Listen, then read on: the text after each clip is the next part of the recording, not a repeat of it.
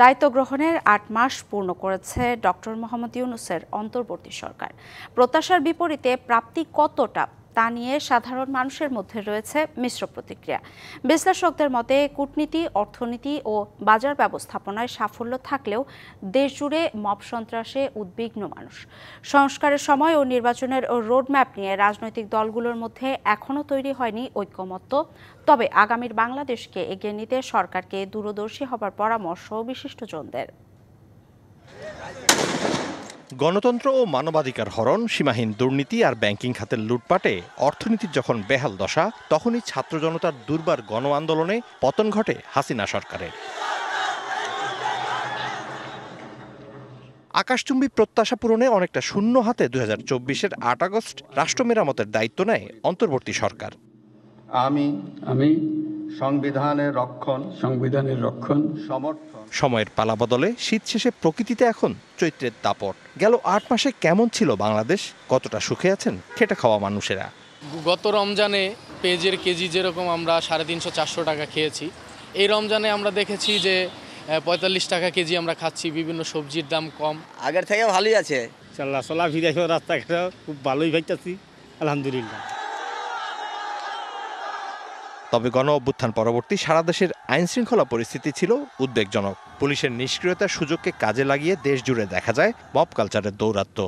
বর্তমানে সেনা ও আইন শৃঙ্খলা বাহিনীর তৎপরতায় কিছুটা কমেছে সেই দৌরাত্ম্য।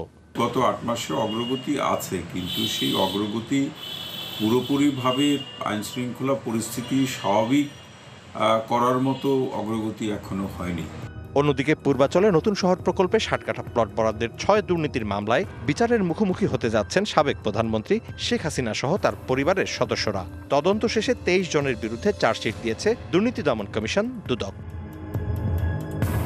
আর জুলাই আগস্টের গণহত্যার ঘটনায় সারা দেশে প্রায় 1,500 মামলা দায়ের করা হয়েছে। এর মাঝে হত্যার অভিযোগে করা হয়েছে 600টি মামলা।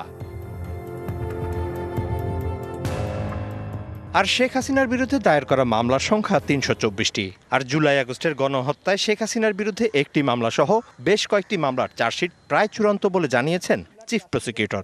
3টা মামলার চার্জশিটের ড্রাফট আমরা পেয়ে গেছি। কালার এক্সপার্ট, জর্জ স্যাপ এবং মাইল্ড অন হ্যান্ডস টেকনোলজি সমৃদ্ধ অরিক্স ক্রিস্টাল ওয়াশ আপনার। তবে সামাজিক ক্ষেত্রে অস্থিরতা থাকলেও কিছুটা স্বস্তি ফিরেছে আর্থিক খাতে। 8 আগস্ট একটি ভঙ্গুর অর্থনীতির হাল ধরে অন্তর্বর্তী সরকার। আর্থিক খাতে সংস্কার সহ বাণিজ্য সহজ করার নানা উদ্যোগের ফসল খানিকটা রাশ টানা গেছে মূল্যস্ফীতির। আর মার্চে দেশে রেমিটেন্স এসেছে রেকর্ড $3.29 বিলিয়ন। 8 মাসে রপ্তানি আয় $37.19 বিলিয়ন। একই সময়ে ঠেকানো গেছে রিজার্ভের পতনও। খুবই রুগ্ন অবস্থায় ছিল অনেকগুলো ব্যাংক, এটাতে তো কোনো সন্দেহ নাই। সেই ধরনের রক্তক্ষরণটা আমি মনে করি যে অধিকাংশেই এখন এটা কমেছে।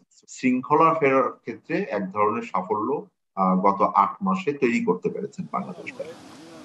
অ্যান্তনিও গুতেরেসকে সঙ্গে নিয়ে প্রধান উপদেষ্টার রোহিঙ্গা ক্যাম্প পরিদর্শন সংকট সমাধানে দিয়েছে ইতিবাচক ইঙ্গিত। এছাড়া চলতি বছর মার্চের শেষ দিকে ডক্টর ইউনূসের চীন সফর ছিল গুরুত্বপূর্ণ। আর বিমস্টেক সম্মেলনে নরেন্দ্র মোদীর সঙ্গে ডক্টর ইউনূসের দ্বিপাক্ষিক বৈঠককে কূটনীতিতে ইউনূস সরকারের বড় সফলতা বলে মনে করেন কূটনৈতিক বিশেষজ্ঞরা। ভারত এবং বাংলাদেশের সরকার প্রধানের বৈঠকের মধ্য দিয়ে আমার ধারণা একটা নতুন যাত্রাপথ তৈরি হয়েছে। ভারতকে যদি এখন ধরে নেই, তাহলে সারা পৃথিবীর সকল অংশীদার আমাদের যারা আছে তারা কিন্তু ইতিবাচকভাবে এই সরকারের পাশে দাঁড়িয়েছে। পতিত স্বৈরাচারের বিদায়ের পর জমে ওঠে রাজনীতির মাঠ।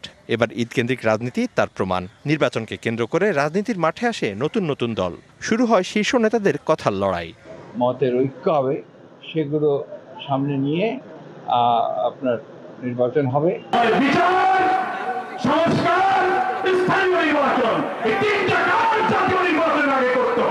সংস্কার ও নির্বাচন ইস্যুতে দলগুলোর মতপার্থক্য থাকলেও আওয়ামী লীগের রাজনীতির ইস্যুতে মৌলিক ঐক্য অটুট আছে বলে মত দেন এই রাজনৈতিক বিশ্লেষক। আমার মনে হয় রাজনীতিতে এই ধরনের বাহাস বা বিতর্ক আমাদের মতো দেশে থাকবেই। কিছুটা যেটাকে বলে টানাপোড়েন সৃষ্টি হয়েছে। এই টানাপোড়েন না থাকলে হয়তো আরও ভালো হতো। তাদের সকলের মধ্যে মৌলিক ঐক্যের কোনো সেভাবে হানি হয় নাই। সব মিলে দেশের বিগত 8 মাসকে ইতিবাচক বলে মন্তব্য করেন একাধারে অর্থনীতিবিদ ও রাজনৈতিক বিশ্লেষক ডক্টর মাহবুবুল্লাহ। সবকিছু মিলিয়ে বলা যেতে পারে net result positive. Mizan Ahmed, DBC news, Dhaka.